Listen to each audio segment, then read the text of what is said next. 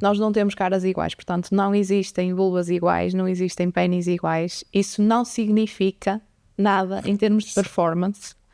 Portanto, cada um...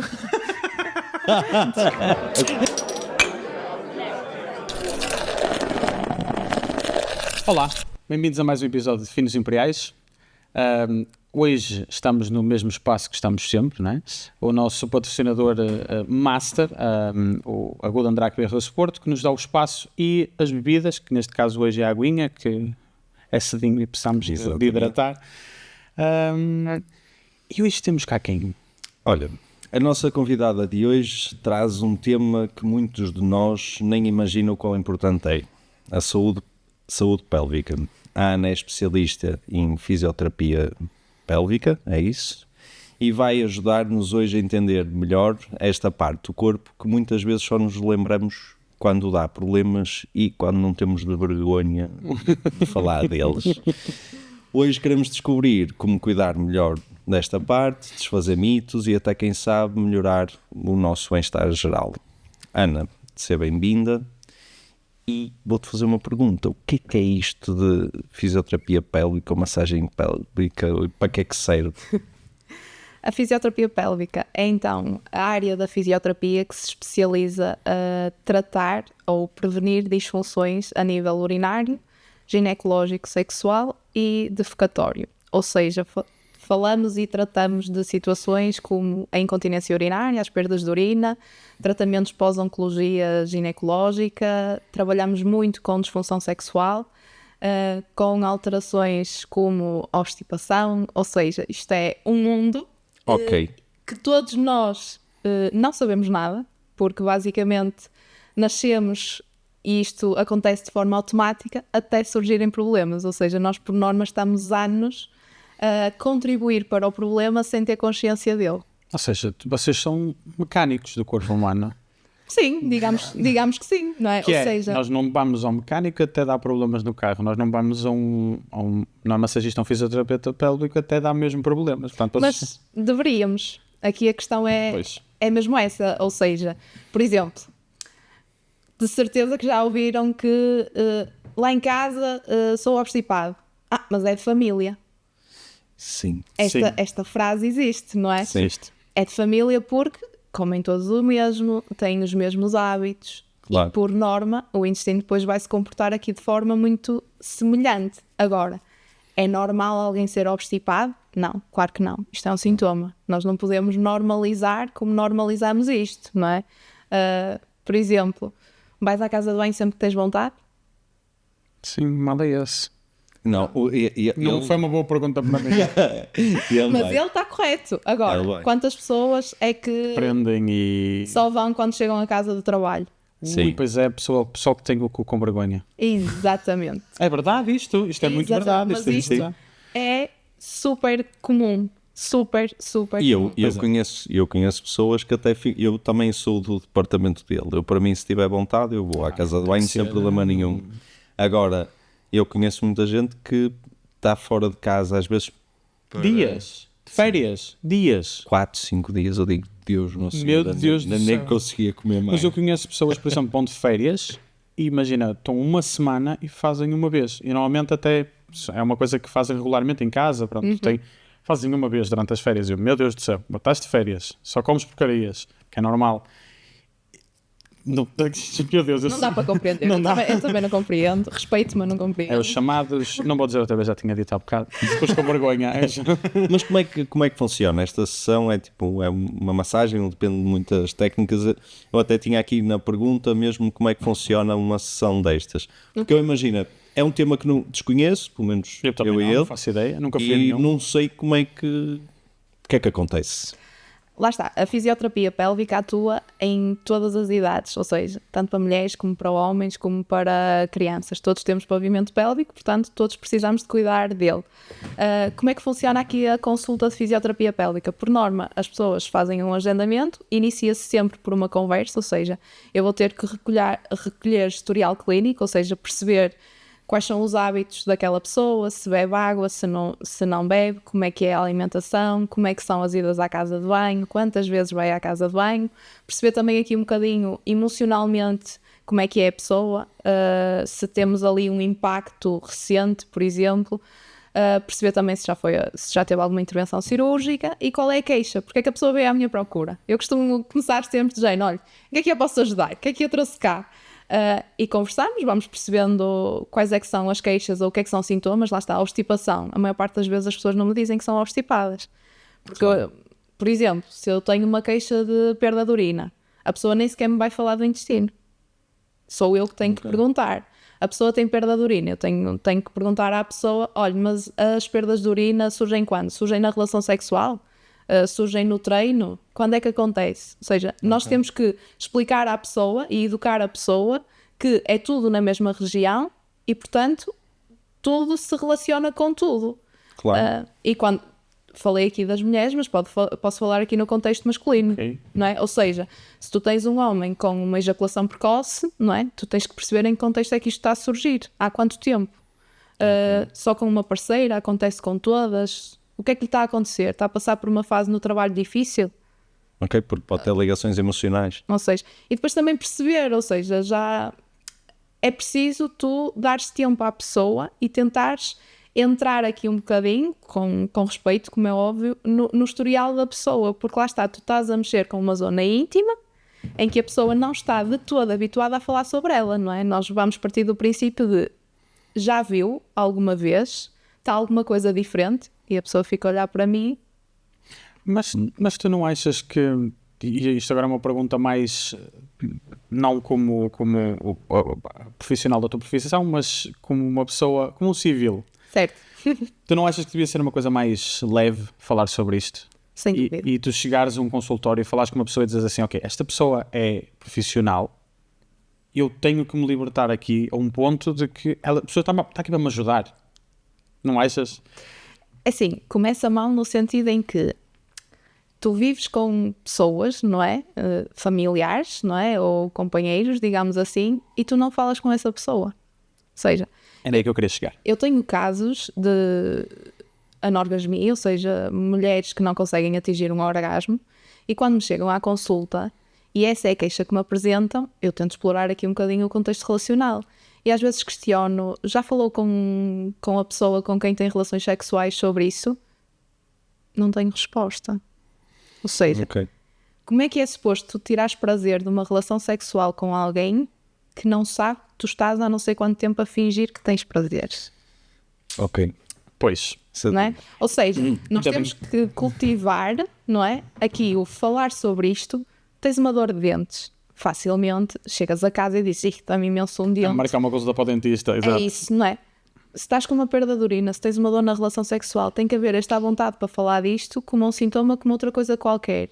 Porque só assim é que as pessoas também vão se sentir à vontade para ir a um lugar desconhecido, ter com um profissional de saúde para procurar ajuda, não é? Eu recordo-me, por exemplo, eu, como estava a dizer até antes, tive um problema tumoral na zona pélvica e tive que resolver. Eu lembro na altura, por acaso, tenho uma familiar médica, por acaso, e epá, tipo, partilhava-me a dada altura, tipo, comecei a sentir, nem me tinha dor, mas comecei a sentir que algo estava estranho. Eu disse, olha, está-me a acontecer isto, e houve logo uma série de perguntas. Quando eu respondi às perguntas, ela disse, ok, acho que é melhor ir falar com alguém. E quando eu fui, pronto, desenrolou, mas eu acho que, pelo menos para mim, na altura, quando percebi que era um tumor, aí a vergonha vai-se toda. E aí já mostras tudo, e eu, a uma dada altura, eu dizia, mas vale andar nu aqui dentro e assumir que a quantidade de gente que quer ver, e pá, porque vocês são profissionais, e para trabalhar por cima na região que é como um dentista, é igual. Tem que ver. A vergonha é uma coisa muito estranha. Mas nós cultivamos isso, nós educacionalmente. Mas isso é uma coisa que vem com várias coisas da história, principalmente nós latinos, que somos muito religiosos, normalmente as famílias são muito religiosas, e que incutem aos filhos, atenção, não estou a dizer mal da religião, pronto, pá, as pessoas são o que são, mas incutem muito aos filhos essa cena da vergonha. A vergonha de falar, a vergonha de mostrar, a vergonha de fazer o que quer que seja. Aliás, é a vergonha até de ter intimidade, que é uma coisa que que não faz sentido para nós, talvez uma geração um bocadinho mais nova, que se calhar não é tão apegada à religião, e às vezes há pessoas que são apegadas à religião e têm esta leveza de espírito de dizer, ok, fixe, isto não é como os meus pais, como os meus avós faziam, que não se podia mostrar, não se podia fazer nada, era uma coisa. Mas ao mesmo tempo acho que é preciso um bocadinho mais, um bocadinho acima. Um profissional de saúde, tipo, não faz sentido. Chegar a um profissional de saúde, olha, dispa-se, está aqui Não tudo. achas que também pode ter a ver um bocado com o estigma? Eu durante o processo de tratamento que eu tive, eu apercebi muito disso, e que é um estigma um bocado aos homens, que é aquele que nós somos fortes e que nunca nos acontece nada, e que principalmente quando chegas a um ponto que precisas de ajuda e de uma mulher, opa, isso aí começa a ficar tenso. Tu sentes esse estigma? Por incrível que pareça, e perguntam-me muitas vezes isso, eu não sinto esta discrepância entre a procura por mulheres e homens. Ok. Eu sinto Fixe. que quando o homem procura, e contrariamente às mulheres, eu acho que os homens procuram muito mais rápido. Ou seja, eu acho que um homem, quando nota que alguma coisa está alterada, principalmente no contexto sexual, procura, enquanto a mulher vive com uma dor na relação sexual durante anos. Assim, as mulheres são muito mais tolerantes à dor do que o homem. Depois- O homem... Mas o homem tem pouca coisa. Depois vamos ter preferências aqui de trato, ou seja, vão haver pessoas que vão procurar especificamente um fisioterapeuta homem, porque vão preferir isso, e outras pessoas que vão procurar uma fisioterapeuta mulher, não é? Mas acho que depende muito também do que constróis naquele momento, ou seja, lá está. Contrariamente aqui à imagem que nós temos de uma consulta, não é?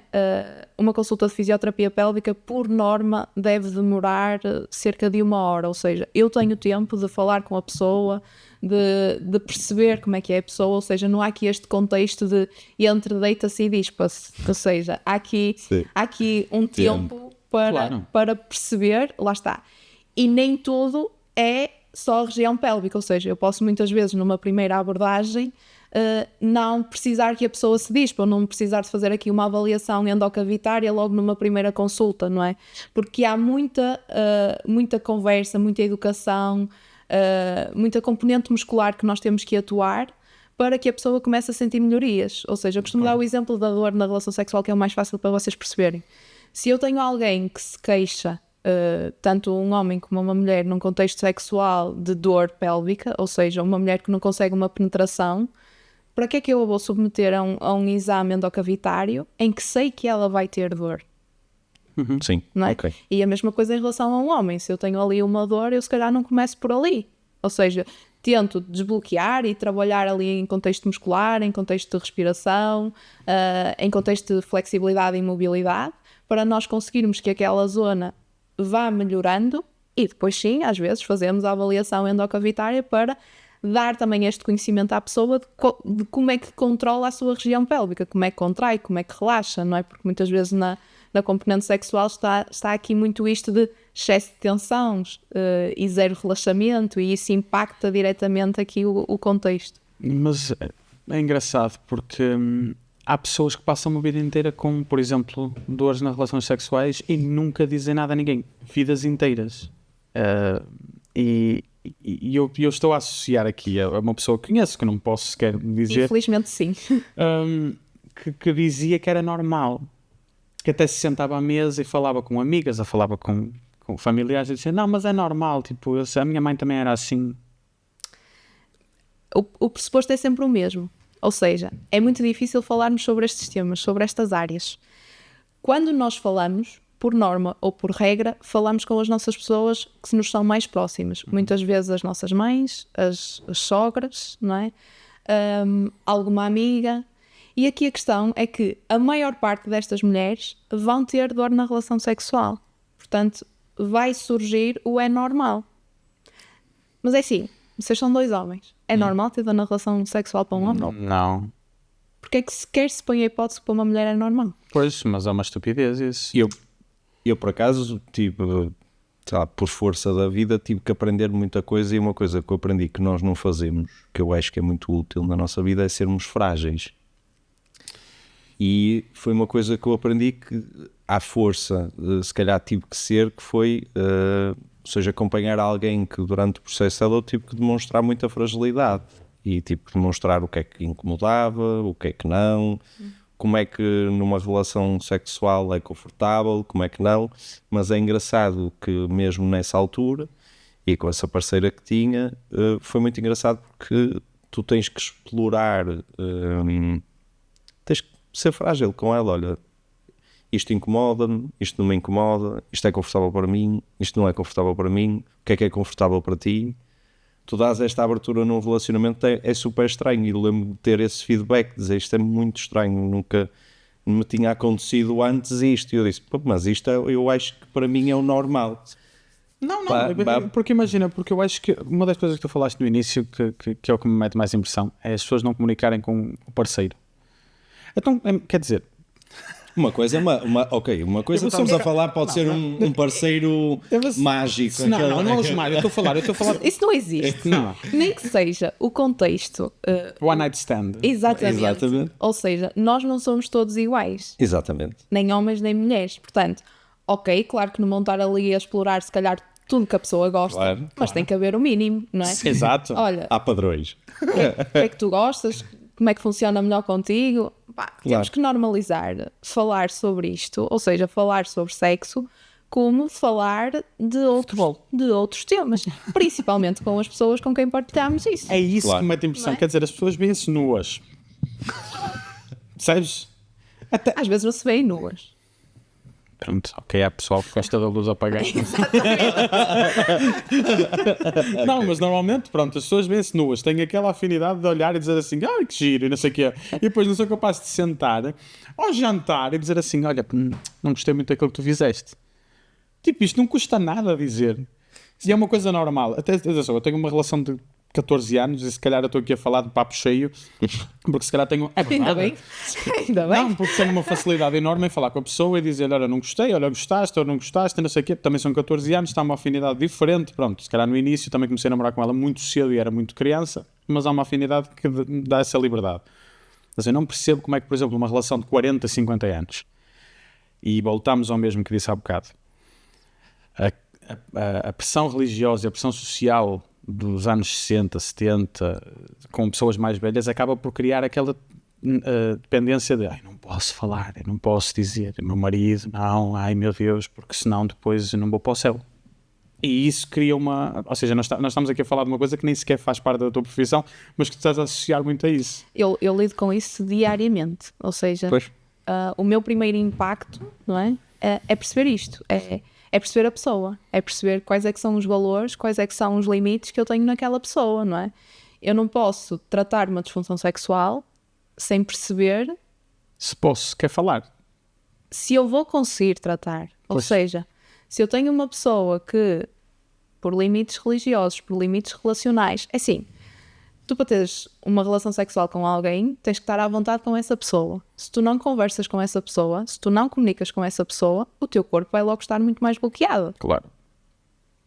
Tu até podes confirmar aqui uma coisa que uma vez me disseram, não sei se é verdade, se é mito, pronto, mas que aperceberam-se de um padrão que era...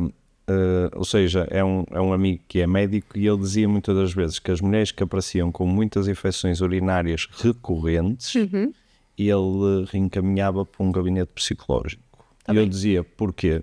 E ele dizia, porque normalmente tem a ver com relações sexuais não consentidas. E eu disse, estás a falar que é de uma violação? Ele, não. Estou a falar de mulheres casadas que têm dificuldade porque têm dor, mas fazem mesmo. E para agradar ao homem fazem isso, o corpo delas tenta se proteger, desenvolve uma infecção urinária e aquilo é recorrente. Então quando começa a ser muitas vezes recorrente e percebo que não consigo entrar lá, tipo entrar no sentido de entender o problema ou que ela se expresse, eu encaminho. Isto acontece? Sim, esse teu amigo precisa de trabalhar com uma fisioterapeuta pélvica. Ok, pronto. Porque quando tu analiticamente não tens nenhum comprovativo dessa infecção urinária, não é? Muitas vezes é algo mais fisiológico, ou seja, lá está, é essa resposta do teu corpo. Nem sempre, ou seja, é só a psicologia que vai atuar, porque se tu tens um pavimento pélvico que contribui para infecções urinárias de repetição, vais ter um pavimento pélvico muito tenso, super hiperativo, ou seja, tu vais precisar que aquela pessoa aprenda ou reaprenda a relaxar. Porque é uma pessoa que vai urinar e não consegue um relaxamento completo, portanto não consegue um esvaziamento completo da bexiga. E portanto, ao ficar lá conteúdo, vamos ter mais tendência a esta proliferação. Ou seja, o truque é viver só relaxado. Eu cada vez mais aprendo aqui, é só... Não é viver só, mas cada vez mais o estilo de vida que nós desempenhamos, a atividade profissional, a exigência das atividades profissionais, fazem com que as pessoas tenham cada vez menos tempo para si próprias, não é? Tu tens pessoas que quase nem têm tempo de respirar, ou seja, vivem a 1000, não é? E o nosso corpo ressente-se, ou seja... Nós ainda estávamos, quando tu chegaste, nós estávamos os dois lá fora, e eu, passado um bocado de estar com ele, eu disse assim, tu pensas demasiado, mano. Porque ele, imagina, passava uma pessoa e ele dizia qualquer coisa. Passava um carro, depois estava a tentar adivinhar os carros que vinham a passar. Atenção, eu dei-lhe uma justificação, ele não se acredita nisto, é uma coisa completamente à parte, mas a justificação é, eu sinto que sou um gajo criativo. Eu invento histórias na minha cabeça de toda a gente que passa por mim. Eu estava-lhe a dizer, só para tu teres a noção da facilidade que eu tenho em falar com a minha namorada, com noiva, desculpa. Imagina, eu sentava... Corta essa parte. A namorada, vale a pena, já falha sempre. Uma das coisas que eu fazia muito com ela, e ela vai se lembrar disto, que era... eu não sei, é da minha parte criativa. Nós íamos ao restaurante, por exemplo. Eu sentava-me com ela e, por exemplo, às 6 horas tinha um casal, uma família, e eu fazia as falas das pessoas e ela chorava a rir, porque eu contava uma história através das duas pessoas a falar, apanhava alguém a discutir, e eu fazia as falas. Não estava a gozar com ninguém, mas é a minha parte criativa de criar uma história com a pessoa que está a passar por mim e não sei o quê. Ele diz que eu penso demais, mas pronto. Não, eu estava a dar aqui um comparativo, no seguimento daquilo que tu estavas a dizer, que ao longo dos anos, e por causa de ter, na altura, começado a trabalhar muito cedo, eu percebi que precisava de períodos de paragem, porque eu entrava num loop de stress que depois a minha saúde começava a decrescer. Então comecei a criar períodos de higiene, que eu agora, por exemplo, trabalho mais corrente aqui com o Chico, e ele nota, eu, sei lá, 2 em 2 ou 3 em 3 meses, há 2 ou 3 dias que eu desapareço do mundo. Isolo-me, não quero contacto com ninguém...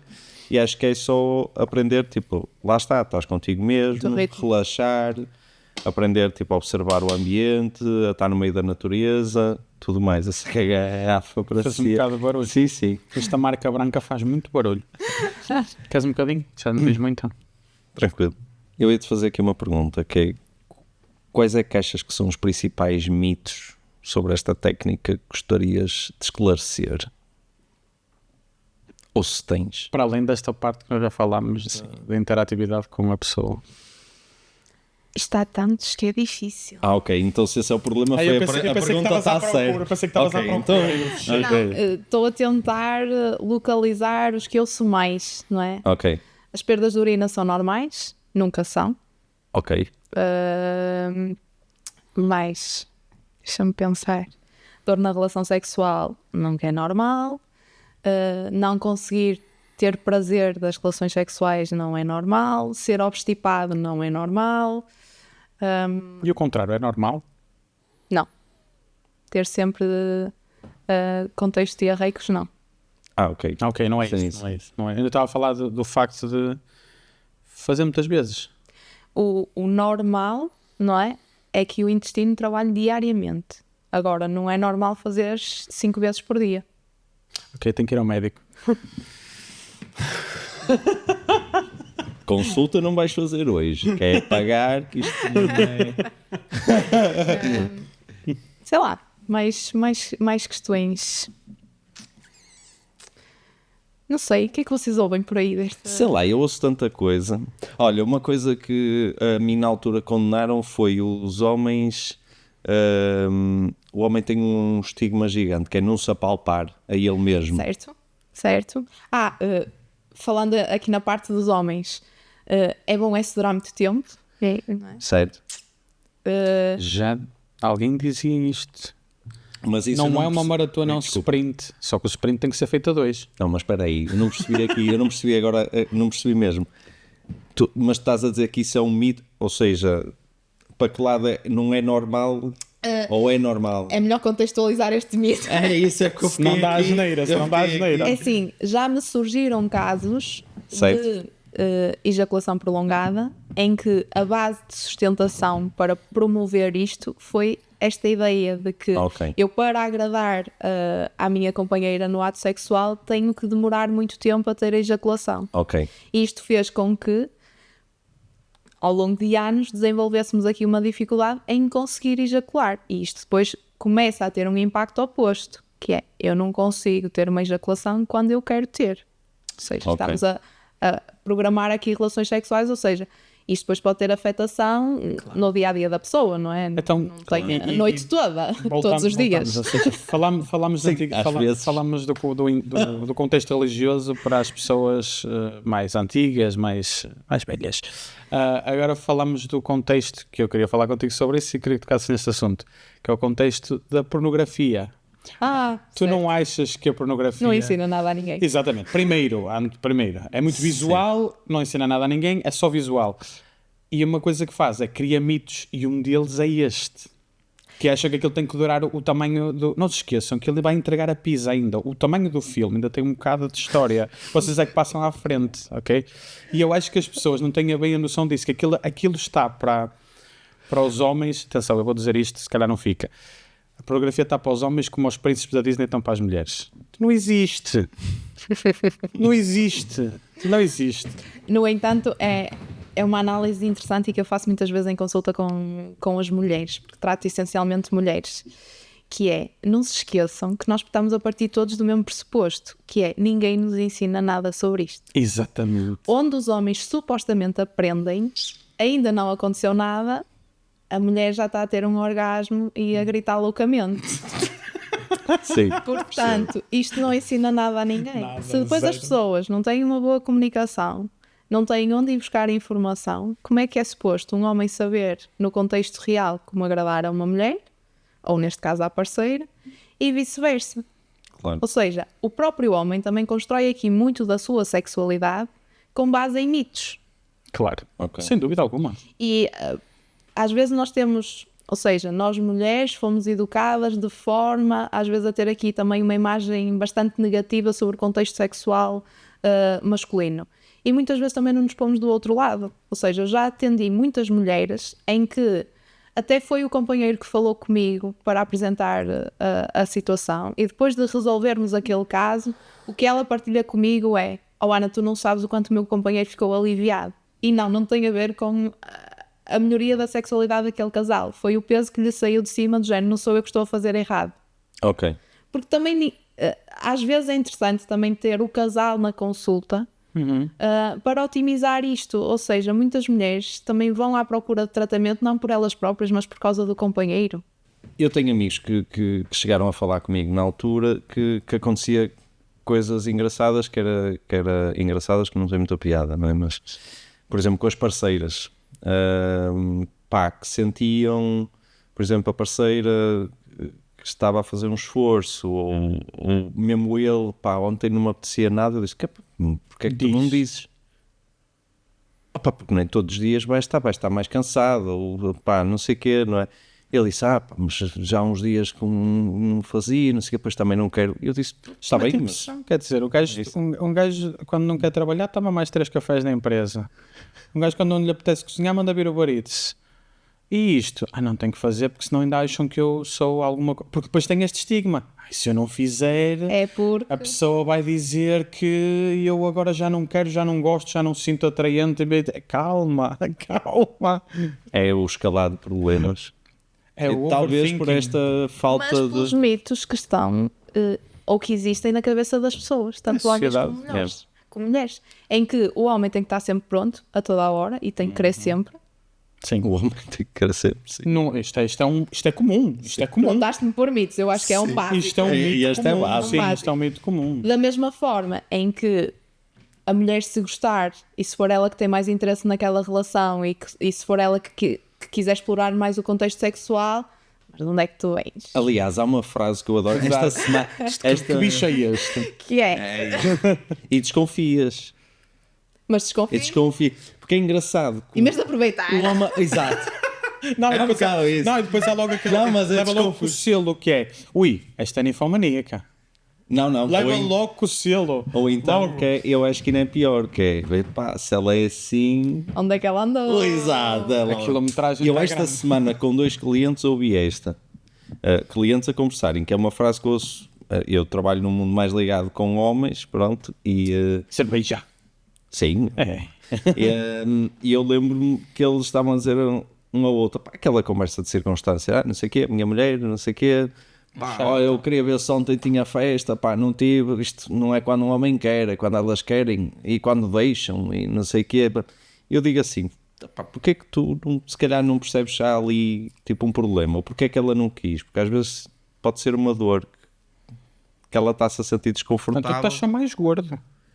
Estou a brincar. Não é era isso, só uma ou piada estás a fazer uma coisa qualquer, tipo, que a está a incomodar, mas é isso, a mais abertura e a mais fragilidade do homem, Eu que nós não somos educados a ser assim. Eu costumo também aligeirar aqui um bocadinho as coisas em contexto de consulta, não é? Que é, gente, não está escrito, ou pelo menos eu ainda não li, num manual de instruções que tem que ser no dia X, no dia Y, Segundas, quartas e X seis. vezes. As pessoas ainda têm muito esta vergonha, tipo, Quantas vezes fazes? pós-parto. Já passou meses, passou um ano, passou 2 anos, a pessoa vem à consulta e eu, obviamente, terei que perguntar se já houve aqui um retorno ao ato sexual, se houve alguma queixa associada. As pessoas têm imensa vergonha de me dizer, se já passaram meses, de me dizer que ainda nem sequer tentaram. E eu costumo dizer, gente, eu não estou aqui para julgar ninguém. Se isso não é um problema para vocês enquanto casal, enquanto equipa, muito menos é para mim. Eu estou a perguntar no sentido de ajudar se houver alguma queixa, algum sintoma. Mas não há manual, tipo, o que está bem para um casal não está para outro. Eu estes dias fiz uma sondagem, acham que uma relação pode coexistir sem relações sexuais? Quase totalidade de respostas não. Gente, mas podem. Para aquele casal pode funcionar daquela forma.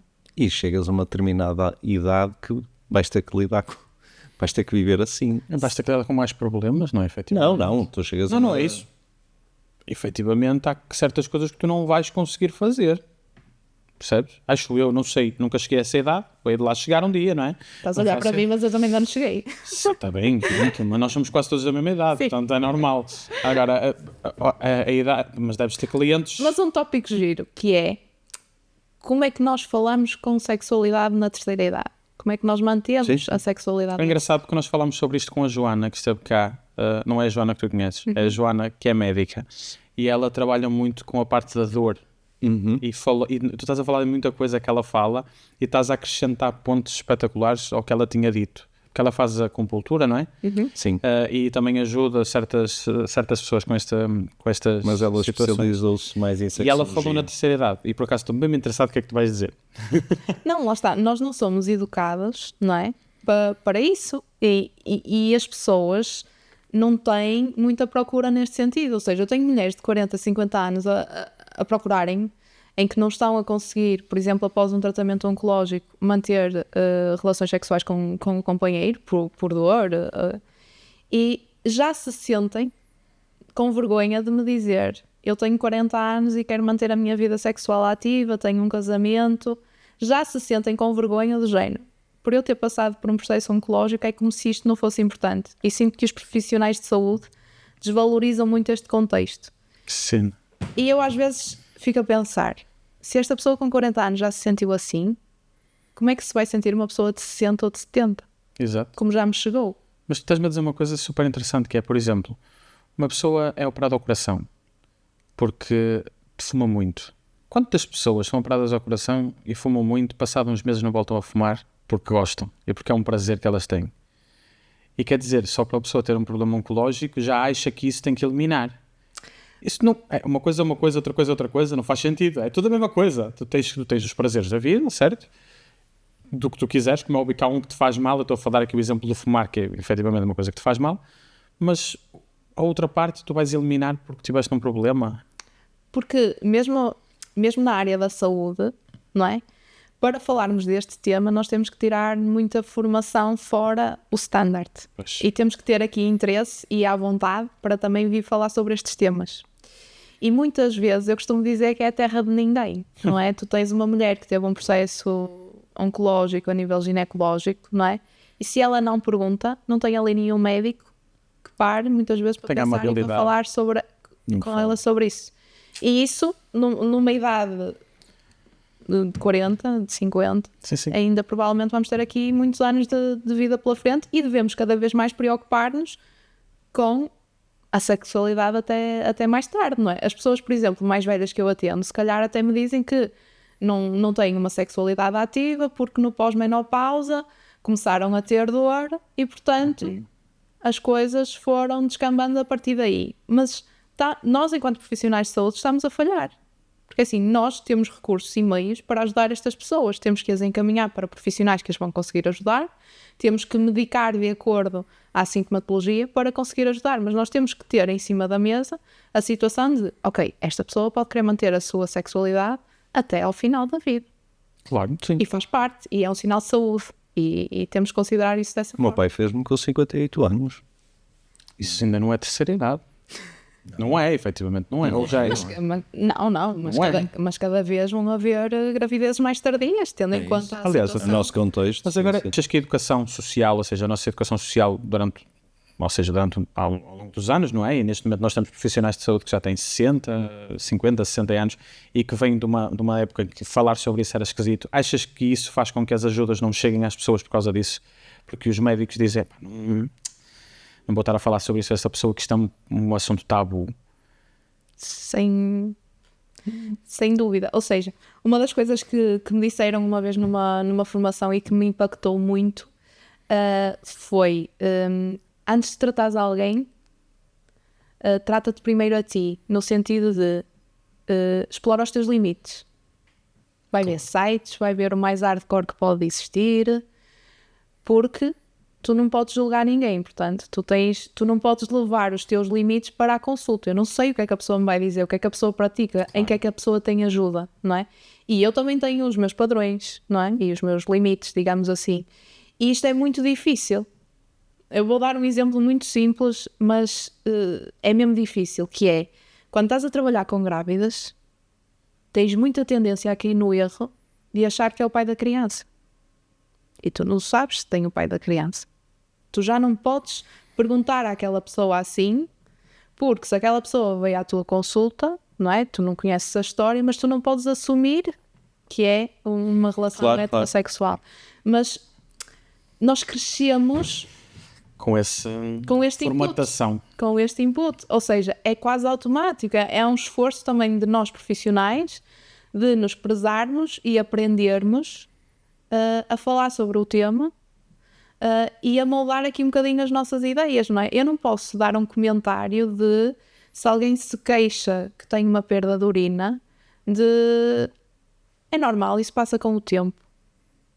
Não é a minha função enquanto profissional de saúde. Eu até posso não conseguir ajudar mais, mas tenho que tentar delegar e direcionar Para alguma coisa. para outra área. Claro que não temos só casos de sucesso, mas parte muito daqui, ou seja, de quebrar aqui um bocadinho isto, respeitando o que vem de trás e o daquela pessoa. É assim, se a pessoa foi educada dessa forma, muitas vezes o que tu tens que tentar que a pessoa perceba é que, lá está, isso não vai contra os limites dela, mas se ela precisar, tem que pedir ajuda para conseguir explorar esses limites. Claro. Não é? Eu acho que também era muito útil uma coisa que percebo que tu fazes e agora até estava a correlacionar isso. Eu quando fui diagnosticado com um tumor, a primeira pergunta, pelo menos que eu fiz, foi alguma coisa que eu estou a fazer mal? Tipo, alguma coisa que eu devo evitar, alguma coisa que eu, de comportamento que eu... E eu, pelo menos, lembro que na altura não conseguia raciocinar muito bem, porque só vinha uma palavra à cabeça e eu estava tão assustado que não conseguia pensar sequer o que é que eu fiz ontem. E eu lembro do médico dizer, não, isso, opá, olha, acontece. E eu nunca fiquei satisfeito com aquela resposta do... Acontece. Só depois, passados uns tempos, é que comecei a perceber uma coisa. Eu tive um ano extremamente estressante, dormia extremamente mal, poucas horas, trabalhava muitas, em ambientes extremamente quentes, e depois comecei a correlacionar tudo e a dizer, mas ele disse isto, ele falou sobre stress, ele falou sobre calor, Eu reuni todos os fatores para criar um problema. É por isso que os testículos estão fora. Exatamente. Mas, por exemplo, é uma coisa que a nós teria sido muito útil antes um gajo ter consciência disso. Tipo, de ir ao médico e o médico, olha, para já Com isto, é cuidado só com um, aquilo.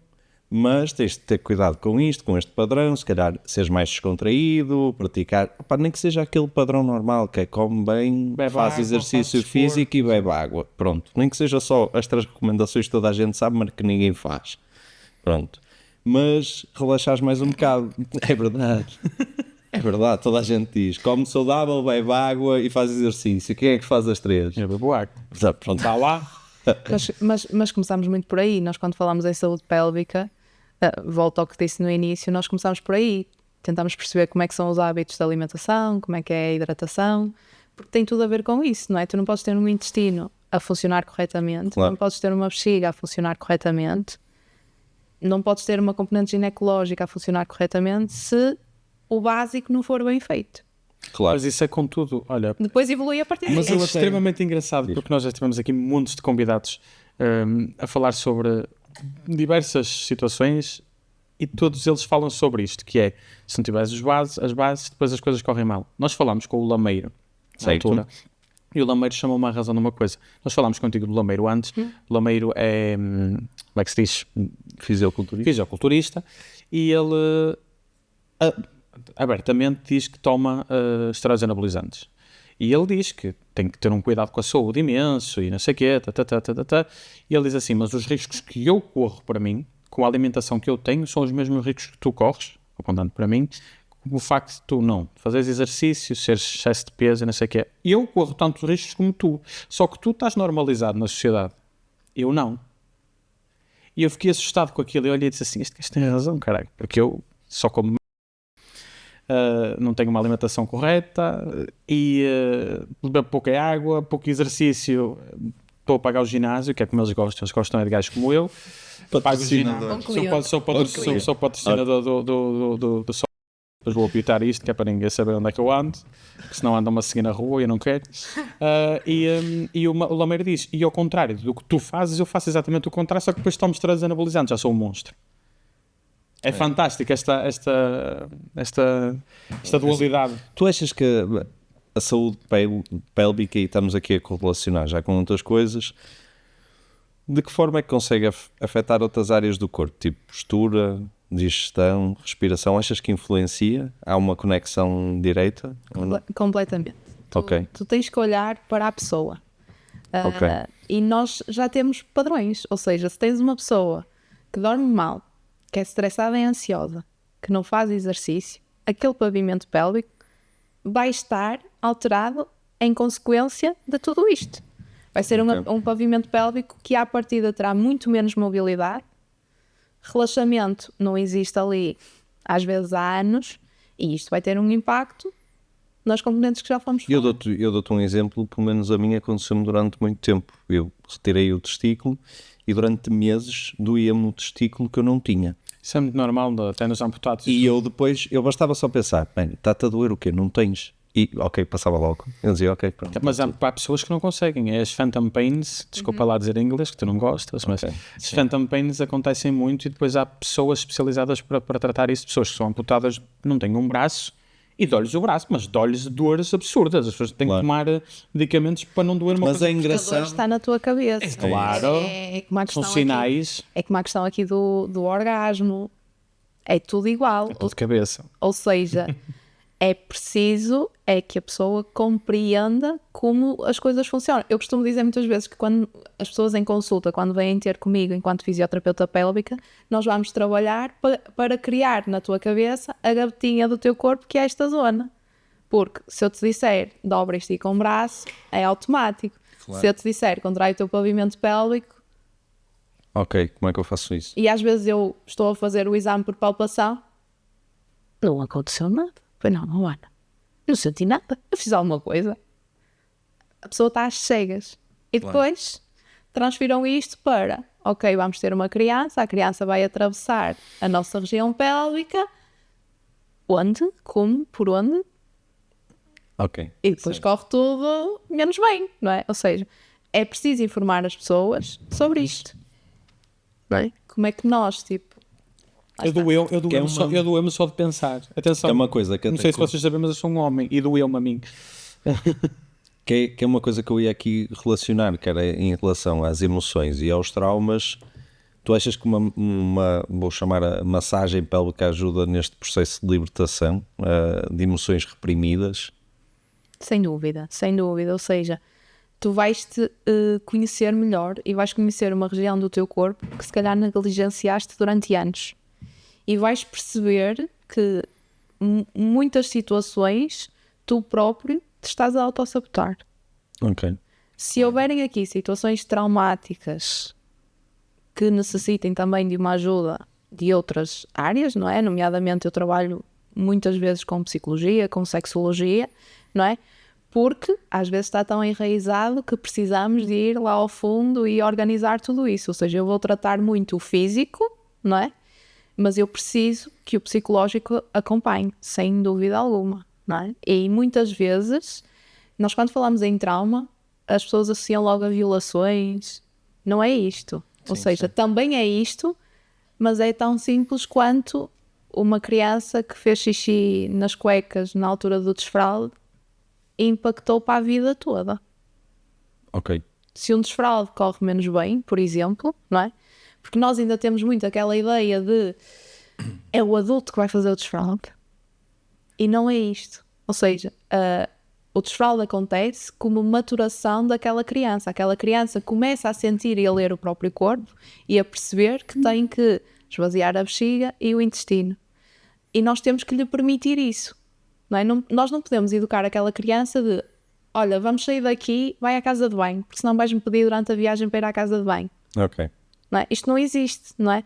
Mas se a pessoa faz isto, vai fazer isto a vida toda e é a mulher que me chega ao consultório depois com infecções urinárias de repetição. Okay. Porque retém, porque não vai quando tem vontade. Mas eu acho que também às vezes é difícil, mesmo em contexto de sociedade. Olha, eu sou escoteiro e dou-te um exemplo que estava-me a lembrar disso. Durante um acampamento, os miúdos que eu sou responsável têm até 6 anos, são mesmo pequenininhos, e durante um acampamento houve um que fez xixi nas calças, disse ao chefe, eu não aguentei e fiz. E foi muito engraçado, porque nós tentamos que eles exprimam muito as emoções deles, que eles explorem, que partilhem com os outros, e foi mesmo engraçado tu veres a empatia dos outros, porque ele estava muito atrapalhado a dizer-me aquilo, e eu estava a dizer, olha, acontece, já me aconteceu a mim, e não sei o que, e os outros por empatizarem começaram a dizer, eu já fiz muitas vezes até na cama, a minha mãe até goza comigo, olha, a mim também já me aconteceu. E ele começou tipo, a ficar mais calmo e a dizer, ok, isto afinal não acontece só a mim, já aconteceu com os outros. E isso é não evoluir para um trauma. Mas se tu tivesses impactado enquanto superior dele naquela situação, se te tivesse chateado, isso se calhar era um evento que ia... traumatizá-lo na vida adulta. Exatamente. E nós não temos noção, às vezes, uma palavra tão simples para uma criança que olha para nós como um ser superior, que não somos. É verdade. Que eu acho que às vezes, eu pelo menos de lidar com crianças, digo que eu acho que eles às vezes têm mais inteligência emocional do que nós. É normal, isso acho eu. Sim, a inocência faz com que sejas mais inteligente. Mas eu acho que é super, isto é super interessante saber que tu numa criança, olha o cuidado que tens que ter para não causar problemas no futuro, numa sexualidade saudável. É informação, ou seja, é muito sobre isto no sentido de os pais muitas vezes também não sabem que estão a fazer errado. Mas, por exemplo, imagina-te, enquanto criança, não é? Acontecer-te algo desse género e a tua mãe chegar lá a berrar contigo. Tu nunca mais vais querer que aquilo aconteça. Então tu vais fazer tudo para que não aconteça. Exato. E o fazer tudo... Esconder. E o fazer tudo é reter, é esconder, é trancar o corpo, é não relaxar. E depois dá problemas com... É não expressar as emoções daquele momento. E isto vem a coisas muito simples. Eu estava agora a lembrar-me de uma coisa muito simples, que é, por exemplo, o cozinhar. Eu adoro cozinhar. E é um estigma que é engraçado. O meu pai é uma geração mais velha e o meu pai diz, mas tu é que cozinhas em casa? Eu disse, sim, então, qual é o problema? Tenho mãos? Eu gosto de Gosto de cozinhar. cozinhar E é engraçado porque são coisas tão simples que agora que somos mais velhos já temos consciência que podemos contrariar, mas em criança pode-te marcar. Em criança, se o meu pai me dissesse isto, eu dizia, ok, eu não posso fazer isto. O meu pai diz e Exemplos simples, ou seja, tu vês uma miúda a mexer na fralda, tira a mão daí. Tu vês um miúdo a mexer, ele é que vai ok. ser. Exato. Mas isto já incute desde criança esta não exploração feminina sobre a região pélvica e incutir sempre a estimulação masculina. Por acaso nunca tinha pensado nisso, mas é mesmo E interessante. começa a partir daí, ou seja, tu depois tens mulheres com vergonha de falar sobre isto, que não exploram o corpo. Como é que elas vão comunicar a alguém que é que gostam? Se não conhece. Nem pode. elas sabem. Exatamente, é isso. É isso. Não é? Porque elas nunca foram educadas sobre isto. Os miúdos exploram a sexualidade muito cedo. E muitas vezes exploram só na sensação de que aquilo os faz sentir bem, mas nós adultos, quando vemos aquilo, achamos um escândalo e tendemos a reprimir e a reprovar, e não é isso que devemos fazer, porque uma criança de 5 ou 6 anos, não é? Sente algum bem-estar ao fazer aquilo, mas não percebe, ou seja, não tem o contexto sexual associado que existe na cabeça dos pais, muitas vezes. E começa tudo a partir daqui, esta educação castradora, Ok. Palavra difícil. e está tudo errado a partir daí, não é? Claro. E é muito sobre isto. Mas Isto é agora- uma bola de neve. Tu falaste agora disso falando só daquilo que falámos há bocado, até na indústria da pornografia, como nós falámos há bocado, tu vais a um site, tu entras como mulher, qual é a escolha que tu tens? Eu sei que não há. Nenhuma. Tu tens 300 categorias para homens. Para homens. Porque é o público. É feito para o homem. É feito para homens, mas há mulheres que gostam. Isto é uma coisa normal. Pornografia é uma coisa normal. Atenção, há bocadinho disse que era uma coisa tipo Disney, e continua a ser, mas é uma coisa normal. Só que não é feito para mulheres. Nunca foi feito para mulheres. Vou dar aqui um exemplo que eu acho que toda a gente ouviu falar, independentemente de gostar ou não. A altura em que surgiu as 50 Sombras de Grey. E depois houve imensas notícias sobre divórcios e tudo mais. Lá está. Porque conseguiu-se chegar ao público feminino de outra forma. Através da leitura, através dos filmes. Mas muitas mulheres, se calhar, perceberam naquele exemplo, eu se calhar ando enganada nesta vida. Não é verdade? Tem a ver com isto, ou seja, os homens têm muito mais input visual do que é como se faz, Exato. não é? E é mais relação direta. A mulher não tem, e não tem com quem falar, Estímulo é o... não é? E se tenta, não é? Pode ser mal interpretada. Ou seja, é muito difícil trabalhar nesta área nesse sentido, ou seja, tu estás a lutar contra coisas que vêm muito de trás, no educacional, no religioso, no tabu, no mito. E eu acho que também ter um bocado de apoio, eu estou-te a falar, por exemplo, nos escuteiros, são temas que também são abordados, porque nós somos lá uns facilitadores, nós dizemos somos uns professores ultra fixe, porque também damos educação, só que de uma forma diferente, e agora até temos uma formação igual a um educador, temos 3 anos de formação para poder começar a chefiar, e é super complicado agora nós conseguirmos. Tem que ser. Tem que ser, sim, eu percebo. Mas é engraçado uma coisa que é, por exemplo, nós apanhamos um miúdo lá dos 4 anos até à idade, nós dizemos, à idade genial, que é aqueles 17, 18, Que acham que são donos do mundo. e é Como engraçado. Como nós fomos, não é? Sim, e é engraçado, quando acompanhas uma criança nesse processo e nós lidamos com eles todos, os temas no fim já começam a abordar muito isto. E nós vamos acampar, e os rapazes, e não sei o quê. E é engraçado porque connosco, principalmente os rapazes nem tanto, mas mais as miúdas, há às vezes esta exploração, tipo, o chefe, está-me a acontecer isto, tipo, estou a sentir isto, que isto é normal, o que é que não é normal, e nós muitas das vezes, até eu digo muitas vezes, opá, isto, eu não tinha noção que eles sentem tanta falta de apoio, principalmente uma mulher, sentem mesmo falta de apoio. Até falar com mães. Há mães que não falam com filhas sobre A isso. maior parte. A maior parte. Uma mãe senta... Eu não sei se isto é verdade, Ok. mas tu vais-me dizer se é verdade ou não. Há mães que não falam com as filhas sobre a menstruação. Totalmente. Não dizem nada. A filha tem que descobrir por obra e graça do Senhor. Descobre quando lhe acontece. E às Exato. vezes passa uma vergonha. Exatamente. E já voltamos aos traumas. E um susto. E voltamos aos traumas. Meu Deus. Porque não se sabe. E é assim, vamos... uma lacuna enorme é não falar com as filhas e não falar com os filhos, não é? Porque tu um dia mais tarde até estás com alguém que é um homem e precisas que te compre qualquer coisa num supermercado. Não sabem. E não sabem. E não percebem as alterações do ciclo menstrual de uma mulher Claro. e o impacto que isso tem Claro. até no dia-a-dia.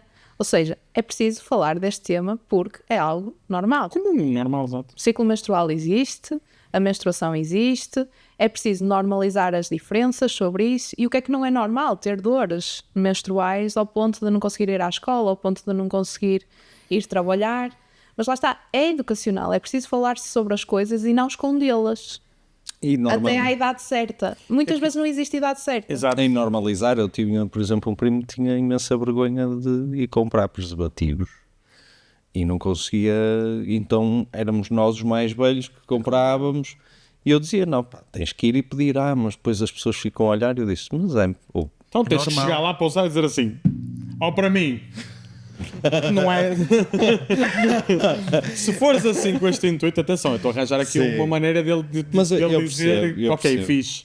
Não, mas imagina, fica aqui guardado, sem Então. problema nenhum. A primeira pessoa que me comprou preservativos foi a minha mãe.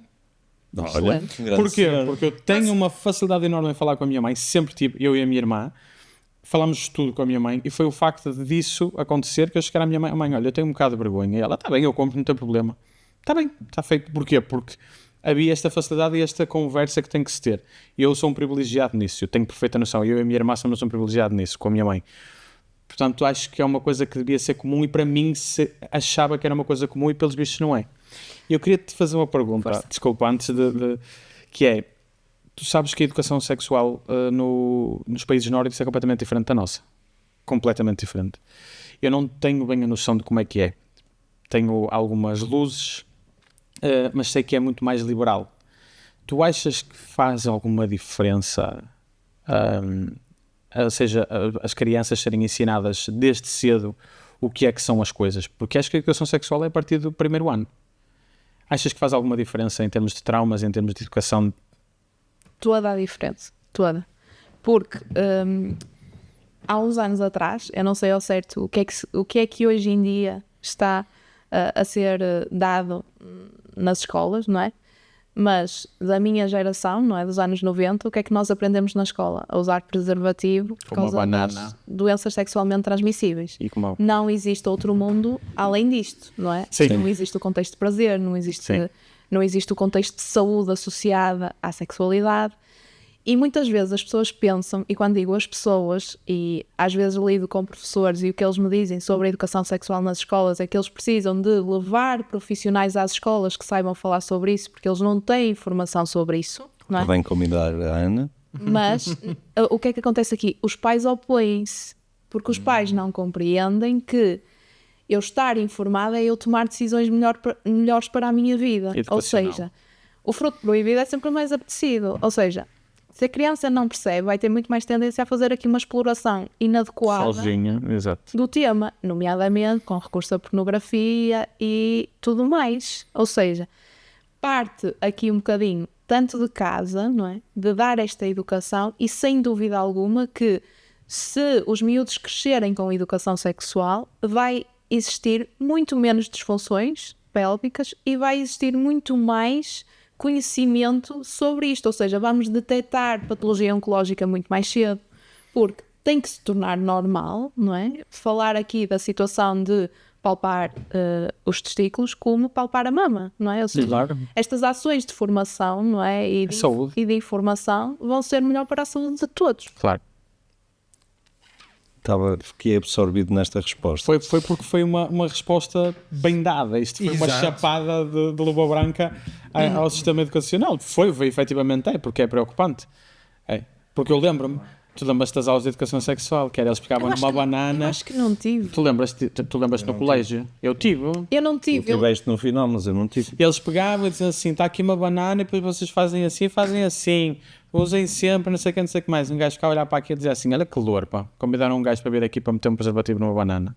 E Não, pronto. mas eu também é um bocado, e eu percebo-te a ti, pá, não quero estar a abordar muito este tema muito a fundo, mas há coisas que, principalmente num sistema mais educativo, e eu não estou ligado diretamente ao sistema educativo, mas lido com crianças e lido com pais, e há situações que os pais sim concordam à tua frente, mas depois em casa não fazem nada daquilo que concordaram. Certo. E pá, isso torna mesmo para a criança é dual. Tu, quando tens uma criança muito pequenina, ela diz: mas a minha mãe depois em casa não. E descobres, porque senão é muito difícil, percebes? E a nível sexual ainda mais. Nós estamos aqui a falar de uma coisa que é extremamente tabu, que é a educação sexual de uma criança e a educação da criança em geral. Porque o problema é que cada um cria as crianças como quer. Exatamente. Pronto. E cada vez mais. Exatamente. E depois começa a haver aqui um problema que é... há umas crianças que são mais liberais, há outras que não são, e depois as liberais dizem, por exemplo, coisas simples. Eu acreditei no Pai Natal até aos 10 anos. Eu tinha colegas meus que tinham a noção que o Pai Natal não existia porque os pais diziam que eram eles que estavam as prendas. Nunca foi entrar para mim, nunca foi entrar para eles, é muito fixe. Mas depois esta relação chega à casa e fazes perguntas. Afinal o Pai Natal não existe. Existe, o Manel é maluco. Ele não recebe porque porta-se mal. Por isso é que não tem Pai Natal. E o facto desta educação ser dada de maneira diferente faz com que depois as pessoas... Pronto, há uns mais retraídos e outros que não. Certo. E na educação sexual acho que é muito importante isso. Porquê? Porque há muita gente que é muito retraída e há muita gente que é muito liberal. Depois não há um meio termo. E às vezes é difícil encontrar um meio termo aqui. E eu acho que a educação nórdica, da educação sexual, o facto de ser obrigatória, penso que seja obrigatória, posso estar aqui a cometer um erro, mas acho que é obrigatória, faz com que todos eles tenham a mesma educação nessa parte. Portanto, todos eles sabem aquilo. Eles são, eu lembro-me perfeitamente de uma reportagem que foi feita por um canal de televisão, em que eles literalmente mostravam como é que ficavam, penso, higiênico depois da menstruação de uma mulher a toda a gente numa aula. Não, obrigatório, mostrava, dizia, olha, isto fica assim, isto fica assim, portanto, isto está assim, e vocês, e os miúdos ficam assim, porquê? Porque quando tu estás a aprender, estás a aprender, o que é que tu vais dizer? Ok, fiz, poeiro. E depois quando te aparece aquela imagem mais à frente, vais dizer, ok, isto não é estranho para mim. Sim, é normal, tentar normalizar. Tu achas que dica é que tu darias, ou seja, para tranquilizar alguém a falar contigo? Ou seja, imagina que eu sou muito envergonhado e não sei como é que vou falar contigo. Tu davas alguma dica para tranquilizar, tipo, olha, sou uma pessoa porreira, não te vou julgar, não... Davas alguma dica para quem tem mais vergonha? De, por exemplo, agora trazeres muita coisa que se calhar muita gente que vai ouvir vai dizer, olha, afinal tem que ir ver isto. Exato. Como ao Chico, aqui ao início disse, olha, afinal tem que ir ver isto. Eu já estive desse lado, ou seja, Ok. eu já fui a pessoa que não sabia nada sobre isto, que teve muitas dúvidas, não é? Porque lá está, acho que geracionalmente não houve muito estes padrões em termos educacionais, tanto de escola como familiares, e portanto eu sei o que custa chegar à informação e muitas vezes procurar ajuda nesse sentido. Portanto, lá está, eu não julgo ninguém, ou seja, eu tenho pessoas que falam comigo durante meses através do Instagram e nunca marcaram uma consulta. Ok. E está tudo bem, ou seja, se eu puder ajudar, eu vou ajudar na mesma, não é? Ok. Mas tem a ver com isto, ou seja, ser fisioterapeuta também é muito disto, é tu queres fazer a diferença na vida de alguém e portanto queres ajudar aquela pessoa. Claro que também é a minha profissão e eu tenho o valor monetário disso, mas é isso, eu não quero que a pessoa sinta que eu não consegui dar uma resposta. Eu tento não deixar ninguém sem resposta nesse sentido. Existe alguma coisa ou alguma técnica ou dica que queiras dar às pessoas para melhorarem a sua conexão com a sua região pélvica? O mais básico. Tu não sabes aquilo que tu não vês. Portanto, um espelhinho E ver. e ver. Ok. E começar Fixe. a partir daí. Tipo o que fazemos com o resto do corpo. Só olhar. Pareceu-me aqui um sinal. Vou ao médico. E quando digo isto, é também no sentido de nós temos muito ideias pré-concebidas e mitos associados à região íntima. Se é grande, se é pequeno, se é para a direita, se é para a esquerda, se tem um lábio maior, outro mais pequeno. Nós não temos caras iguais, portanto não existem vulvas iguais, não existem pênis iguais. Isso não significa nada em termos de performance. Portanto, cada um... Sim, era muito bom para eu não fazer, era muito bom. Não, mas cada um é como é. O mais importante é a pessoa conhecer-se. Sim, sim. E eu digo muitas vezes a brincar com as pessoas em consulta, que eu tento que seja um ambiente tranquilo, género, ninguém está a reparar nisso no momento. Sempre não. Sim, sim. Se isso é algo que impacta diretamente a pessoa e a pessoa até quer melhorar, fazer uma cirurgia estética, tudo certo. Mas que isso não seja limitador ao ponto de não procurar ajuda ou de se sentir pior por isso. Principalmente nós homens temos esse estigma muito no balneário. Começa aí. Eu vou-vos contar uma coisa que para mim me mete uma impressão que é, eu quando vou ao ginásio, quando não pago só, quando vou ao ginásio, eu joguei basquete durante a minha vida toda. Durante a vida toda não, mas durante a minha adolescência até a idade adulta, até aos 18 anos. E eu, um gajo começa no balneário e depois já nem se... anda todo nu, toalhas a bater uns nos outros e não sei o quê, aquele espírito balneário. Mas se souber para o ginásio é uma coisa completamente diferente, é uma coisa mais solitária, tu chegas lá, metes as coisinhas e tal, não sei o quê, mas vais tomar banho, pegas na toalha, há campeão, chinelinha, choque, lá fora com shampoo. Há pessoas que vão vestidas. Como assim? Vão vestidas tomar banho. Isto é um problema, porque têm receio de alguma coisa que eu não faço ideia o que é.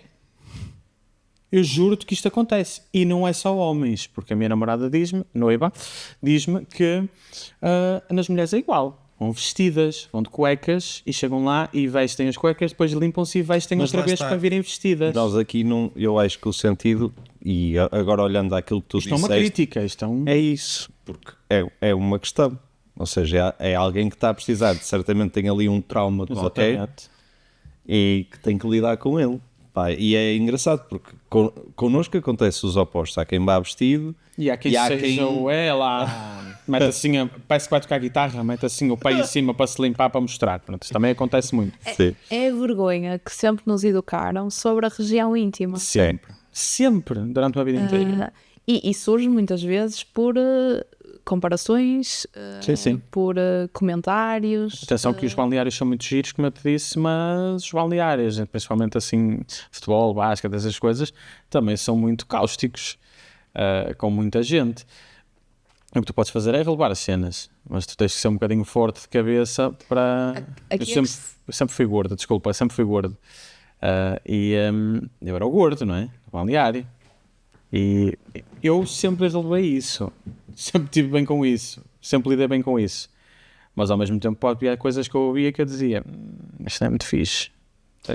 Mas muitas disfunções, falando aqui um bocadinho da parte sexual no homem, podem partir daí, não é? Sem dúvida. Porque os comentários sobre o tamanho, não é? Podem afetar muito emocionalmente um homem, que se depois não faz aqui um trabalho de reconstrução e de educação para perceber isso. E isto depois também depende não só da forma como tu cresces e o que é que te foi acontecendo, mas também dos teus pares. Ou seja, com quem é que tu vais estar? O que é que aquela, se for uma mulher, o que é que ela te vai dizer? Com o que é que ela te vai comparar? Imagina que a tua primeira experiência corre mal. Corre mal, é complicado. E é típico a primeira experiência correr mal. Não, corre mal ao ponto de imagina que tens... Quem disse que correu bem é mentiroso. Não, mas a situação de imagina de tu chegares e estás com uma mulher que já esteve com outra pessoa e a mulher fazer uma comparação e tu ficares, aí é bem.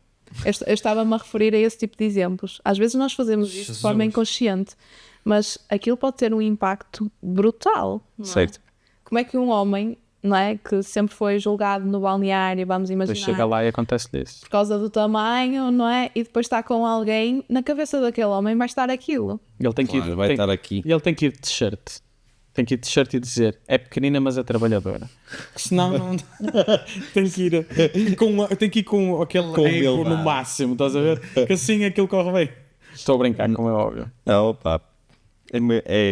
É muita coisa. Hoje estou a aprender imenso. Estou a gostar disto. Ainda bem.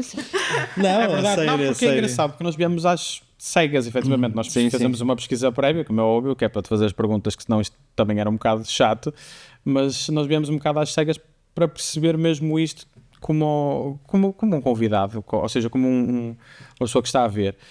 E está a ser esclarecedor, algumas coisas, muito esclarecedor. Olha, mas estamos dentro do tempo e eu agora vou fazer-te a pergunta final, que eu acho que já tiveste tempo para refletir, que é, qual é que foi o melhor conselho que alguma vez te deram? Não fiques sozinha. Acho que é um conselho que eu tento pôr em prática. Foi-me dado em diversos contextos, tanto familiar como profissional, por diversas pessoas diferentes, de faixas etárias diferentes. E depois de trabalhar um bocadinho este contexto, é isso que eu tento ser. Ou seja, tento, se alguém vem pedir ajuda, não deixar a pessoa sozinha. Ou seja, tentar ter empatia pela causa da pessoa, independentemente e sem julgamentos E tento fazê-lo também no meu contexto pessoal e familiar, não é? De tentar estar disponível e ajudar os outros.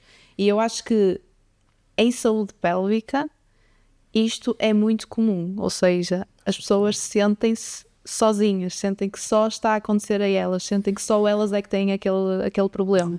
E é muito sobre isto que eu tento ser, é tipo tentar trazer aqui um bocadinho de leveza e tentar explicar e tentar educar e informar a pessoa de que não, existe ajuda, procura ajuda.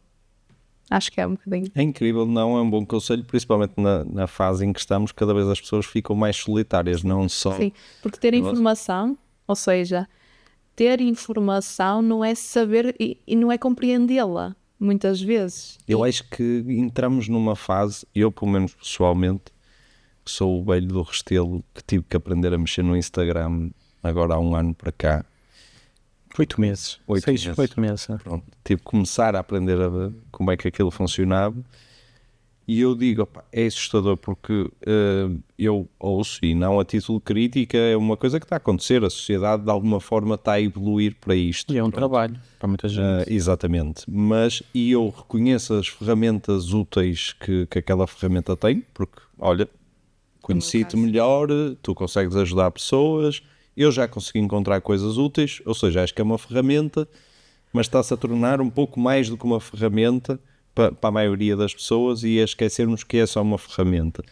E uma coisa que me assusta é o volume de informação, porque eu agora eu tenho muito medo de falar sobre alguma coisa ou perguntar alguma coisa a alguém. É tudo especialista. E é assustador o nível de ansiedade com que as pessoas vivem, preocupados com coisas que eu digo assim, isso não é cá, meu. Isso. Mas pode impactar porque se cair... Em termos económicos, mas tu percebes alguma coisa de economia, meu? Sim. Não, porque, por exemplo, as eleições americanas impactam o mundo todo. Está bem, mas tu moras no terceiro esquerdo em Vila Nova de Gaia, meu. Tipo, viva a tua vida, meu. Ok, é chato, eu compreendo. Há certas coisas que não deviam acontecer, mas... Eu digo-te a ti, e concordando contigo com a dica, eu costumo dizer uma coisa que quando começamos a trabalhar juntos, eu e o Chico, eu dizia muitas vezes que ele se estressava muito com o que é que ia acontecer. Eu dizia assim, isso é um problema para o Zé da manhã. O Zé de hoje está a lidar com isto, eu não consigo lidar mais, é o que eu consigo fazer. Amanhã é um problema. Acho que é engraçado. Sigam a Ana em todo lado, também menos na rua. Nós vamos meter aqui as redes sociais. Se tu quiseres dizer o nome da tua página para ali, é só olhar e dizer a minha página, eu tenho este nome e... Se não quiseres, não digas, mas exato, quiseres.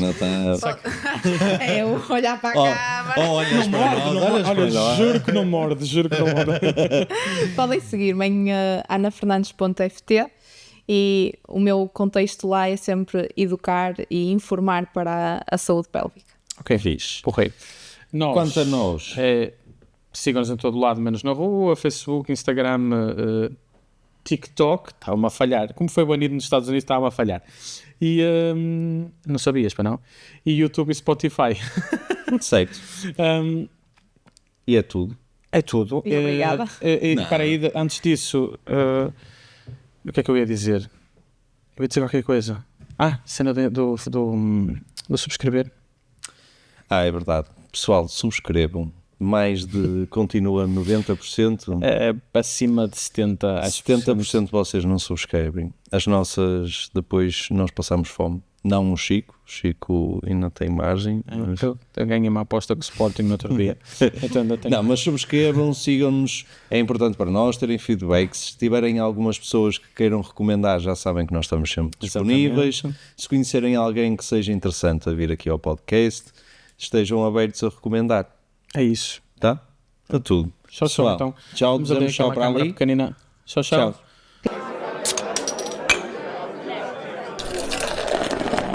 O que é que está diferente? Não sei. Está muito próximo. Não é melhor tipo fazer aquilo? Podes fazer. Posso? Não dar a geneira. Vais ter que subir só um bocadinho.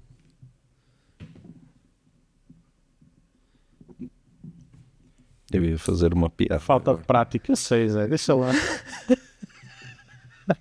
Desculpe. Mas achei que não era o momento, principalmente com a convidada. Mas tu fizeste na mesma. Desculpa. Ok. Eu não sou lavajão. Sou observador. Ok.